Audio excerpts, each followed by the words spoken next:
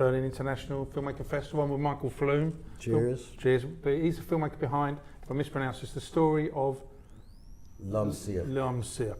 So well done. Congratulations. Thank you very much. Maybe I should put that beer away. I didn't drink that. It's fine, you keep it. No, but it's kind of fine. Berliner Kindle. I've never seen that. It's good I've beer. never been to Berlin before. It's good beer. It's good local beer. Yeah, I've had a few of those. So what's the synopsis behind this, please, Michael? What's it about? The story. The story behind the story. The story behind the story. Well, it was an idea of mine.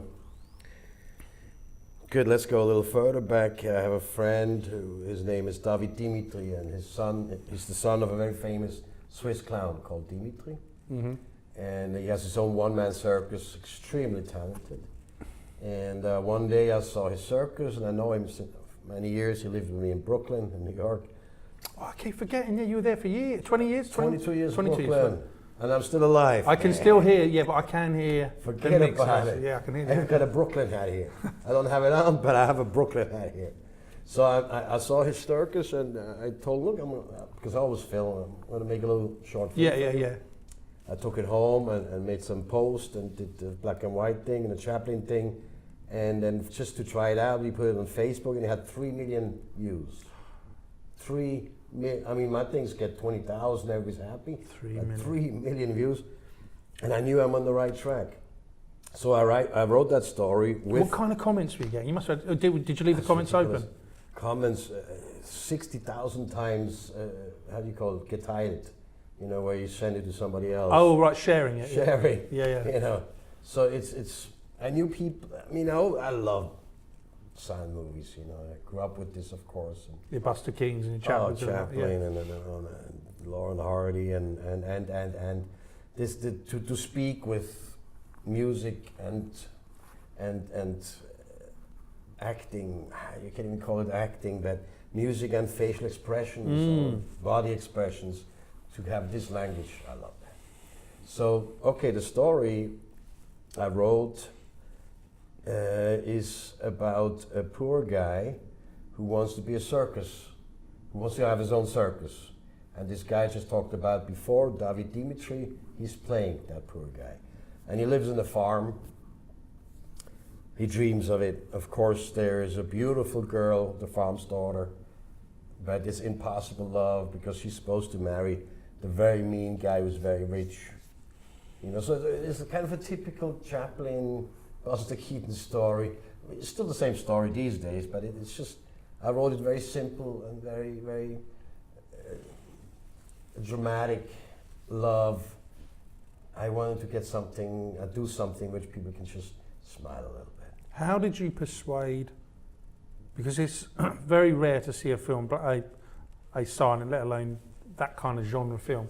How did you persuade someone to invest in that? Because it must have been very difficult. How do you pitch that to them? Well, it's always difficult to... it's always difficult to get money anyway. Yeah, we know that. But even more so with this, because it's very, very different.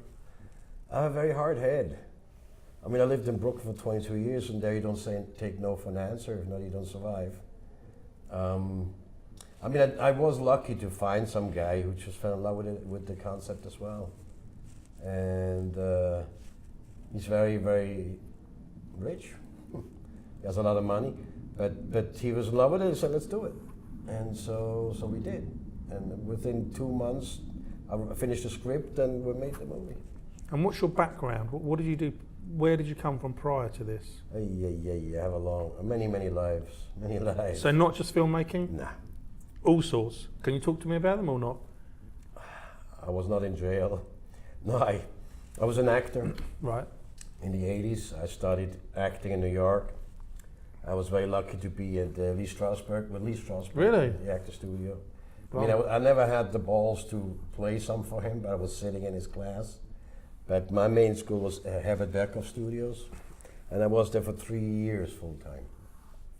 Great times. Liza Minnelli used to come, then you see Pacino again, people come back, and it's really good stuff. And I was a DJ for 22 years in New York, playing in clubs. A DJ? A DJ, playing in clubs like Studio 54. No, you didn't do Studio 54. Yes, I did. No way. And I'm still alive. Yes, I did. Who did you name check? Can you name check anyone from Studio 54?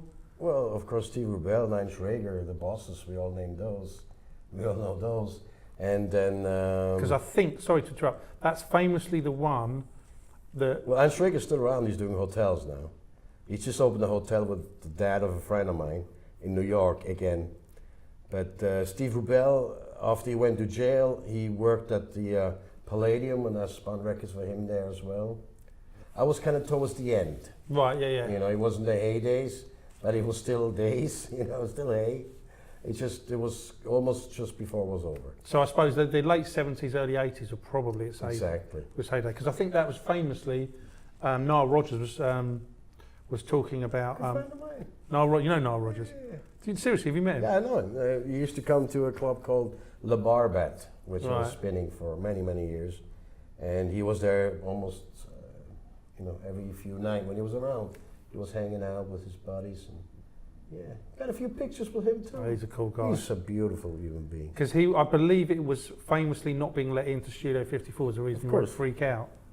But it's called FU or something originally. And he was walking down the road. Was it Bernard Edwards, his co-producer? And they wouldn't let him in. He said, and they said, we don't know who you are. And he got really riled about it. But well, Steve Rubell had his moods. I mean, there was days where Saturday night he wouldn't let anybody in.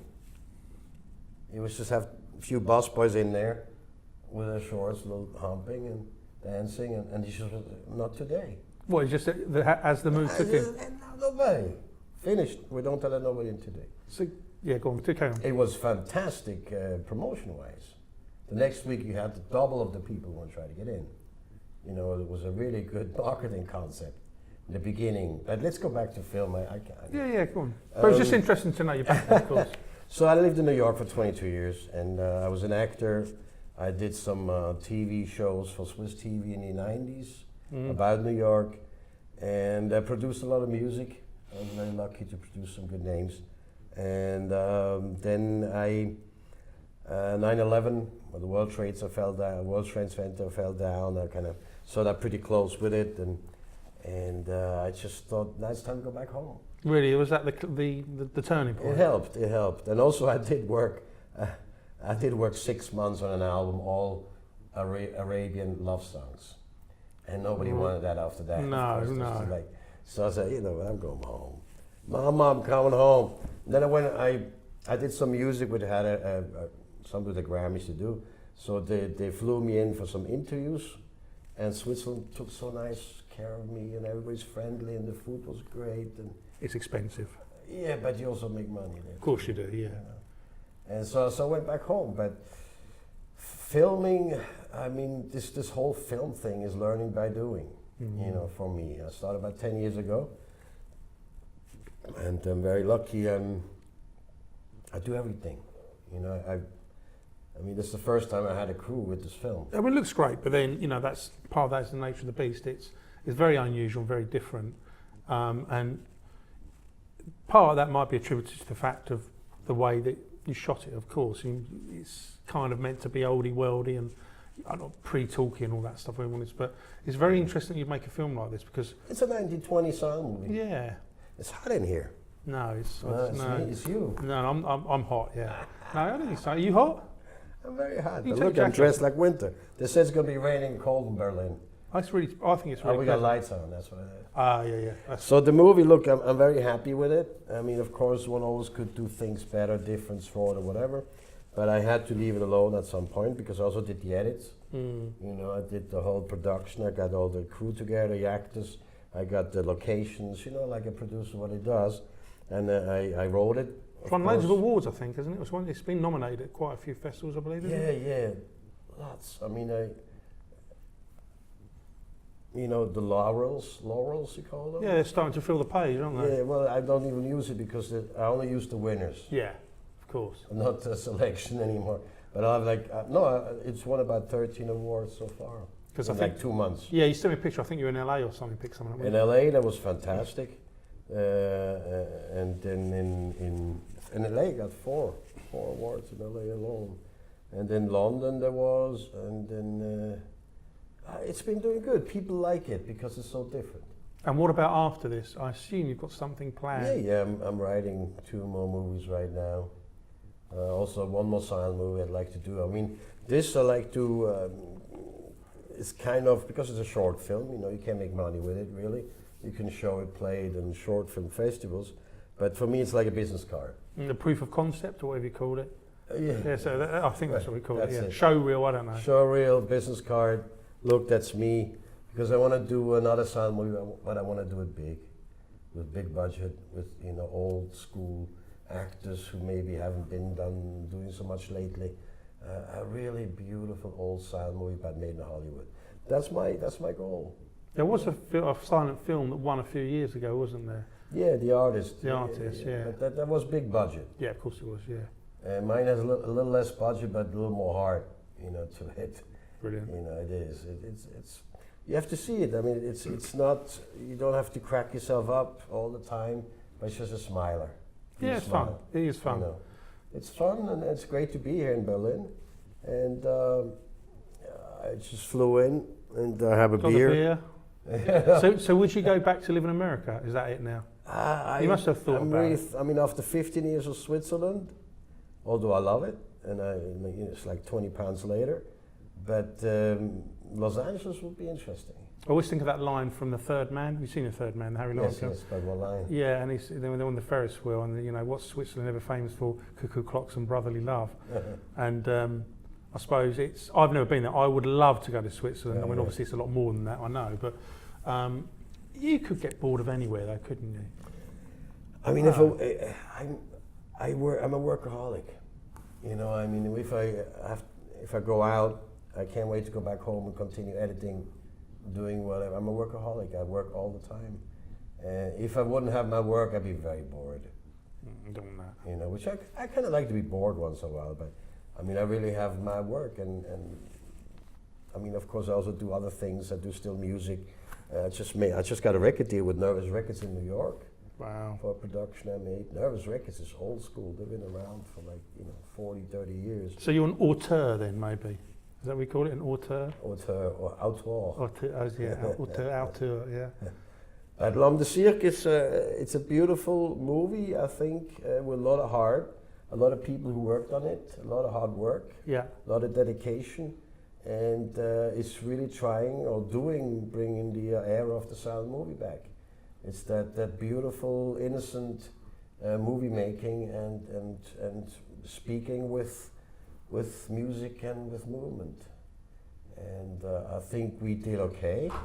It could always be better, but I think we did okay. I mean, I kind of like it. And people like it, that's more important. And it's made in my hometown in Basel, you know, so Basel doesn't even know about it yet that we have a film. They're going to now. Soon. Let's just keep it. Let's get a few more trophies, and then I drop the bomb. But look, I'm happy to be here. I'm happy to be in any kind of festival. I'm happy that people watch my movie and appreciate it.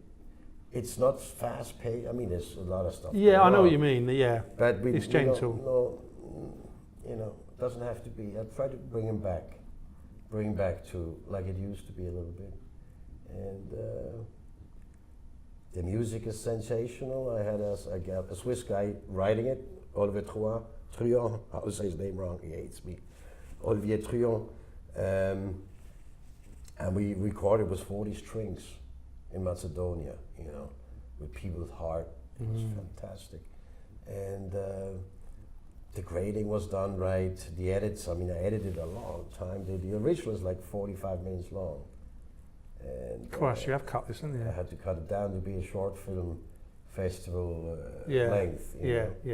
And the actors were friends, acting students. You're in it though, aren't you? I got myself a little role. Yeah, I had to do a little cameo. Yeah, as an actor somehow. Yeah, in the very beginning you see me as the restaurant boss.